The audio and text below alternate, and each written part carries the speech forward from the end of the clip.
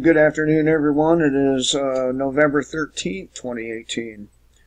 There's a few things to talk about here. I'm going to try to do these few things in two more videos.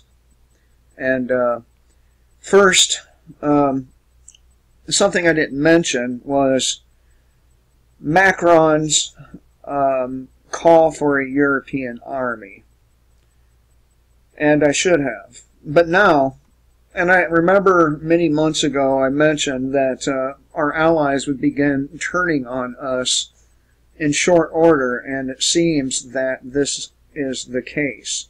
Because now Merkel is jumping on Macron's bandwagon in his call for the European army. And look, and that would be a great thing for us, because then we wouldn't have, we don't really have to protect them now, but we wouldn't have to protect them anymore, and they could pay for their own shit.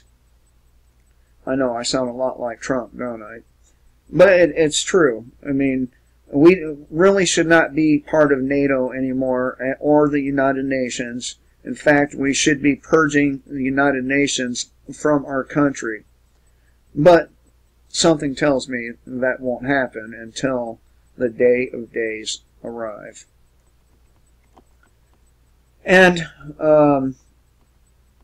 crude has crashed because Saudi Arabia abandoned OPEC production curves. And that's a good thing for us, because since this has started to happen, our gas has gone down about 20 cents. And I look forward to the gas market collapsing altogether.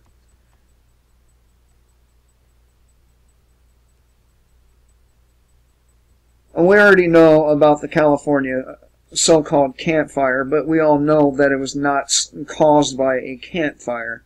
You know, how is it that a fire can burn houses down, cars up, but all the vegetation is left standing with the leaves intact? How does that happen? Can anyone answer that question?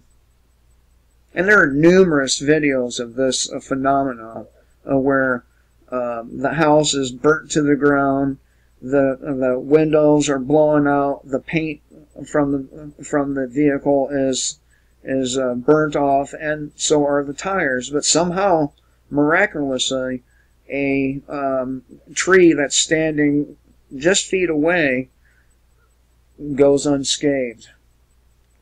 Makes you wonder, doesn't it? Let's see, was there anything below that? All the major markets are still flashing warning signs.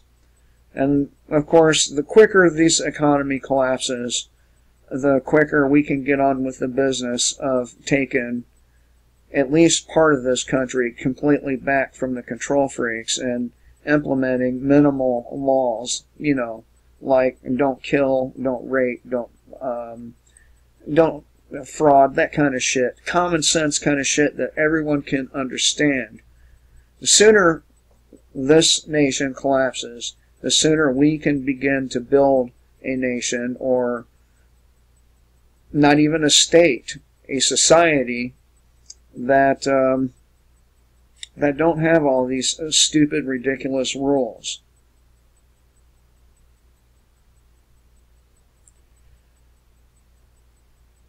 Oh man, I tell you what.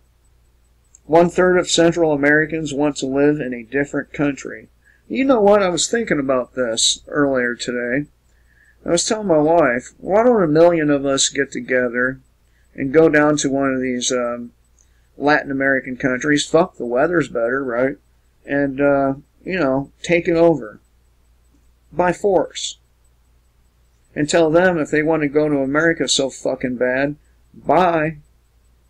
But we're keeping your tanks, your planes, and all them weapons. And you know, the military down there is pretty minimal, so I think 1 million people could probably pull that off. Probably less than 1 million. But I shouldn't say such things, giving people ideas. Alright.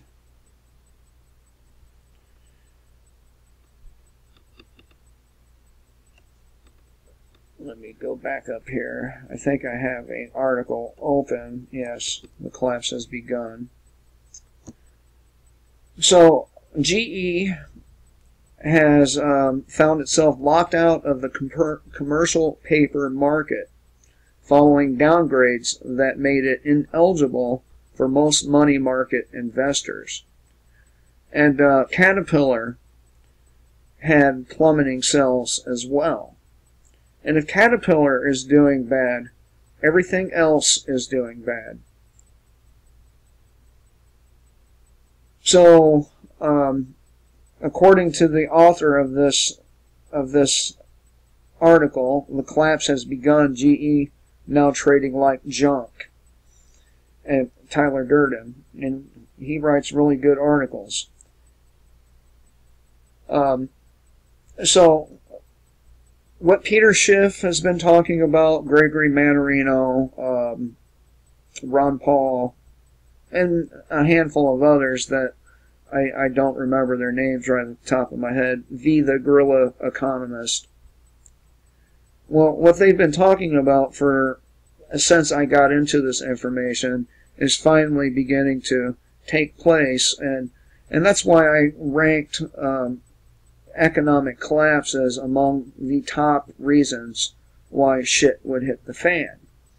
And I still could be right. Of course, there's other variables to consider, such as the record earthquakes over there in Yellowstone.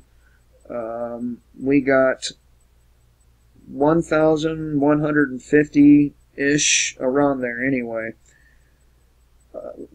in 1 month, and that's a year's worth of volcanic activity. So, and by the way, when I was talking about that Ebola outbreak yesterday, I did not factor in the idea that some would intentionally begin spreading it. I was speaking from a natural spread standpoint. Now, if there's somebody out there that would like to do such a thing, you can believe your ass that it can be done, and it would not be hard to do. So, there's that. Let's see. Let me get back on topic here. Shares hit levels first seen in 1995 yesterday and have only been lower since, very briefly during the financial crisis when they hit $6.66 in March of 2009. Now, from where I'm sitting, I think it would be a good idea to buy GE stocks while they're cheap, because they are one of those companies that are too big to fail. Somebody will come along and buy GE for pennies on the dollar, and once that happens, those stock prices will skyrocket. So, probably Rothschild. He likes doing stuff like that, or they. So, there's that. GE had about a $115 billion worth in debt outstanding as of the end of September, down from $136 billion a year earlier. Well, at least their debt is going down. That's a positive. But, you know, people who study this stuff more deeply than me have been talking about economic collapse for some time, and we're starting to see the cracks get wider and longer. Anyway, I thought I would discuss this with you. In my next video, I will be talking about this. Where'd it go?